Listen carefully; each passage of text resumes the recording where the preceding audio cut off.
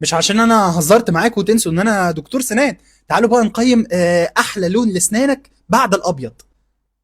ده ايه ده؟ يعني شكله حلو، شكله حلو لو انت مثلا رايح خناقه فانت حابب تخوف اللي قدامك، تحط له اللون الازرق ده شكله حلو. لو انت ايه ده؟ ورده؟ ورده في السنان؟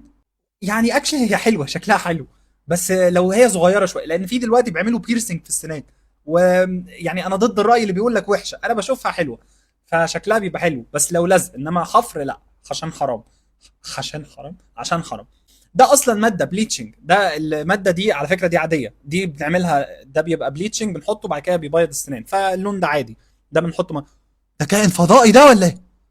اه دي اسنان الكائن الفضائي، بتبقى شكلها عامل كده، احنا درسناها في سنه رابعه. بقاله فتره ما غسلش اسنانه عشان كده خضره، انما لو غسلها هتبقى لونها احمر.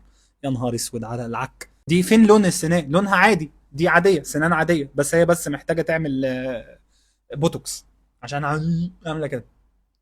دي بقى لو ايه، لو انت ايه، لو انت مش تمام، يعني لو انت مش تمام تعمل الوان قزح قزح، تبقى انت كده ايه، راجل مش تمام. حتى حطت روج اهو، الراجل حاطط روج، فده معناه ان هو راجل مش تمام. احنا ما احنا ناس تمام. ده بقى ايه، مرات الراجل اللي مش تمام، هما الاثنين مش بس ثانيه واحده، لو هي مرات الراجل مش تمام يبقى هما الاثنين تمام. ده ايه، انا اتحشرت ما لناش دعوه. دي السنان الصفراء، دي المفروض تاخد اكشلي، دي المفروض تاخد رقم 10 مع الراجل اللي مش تمام.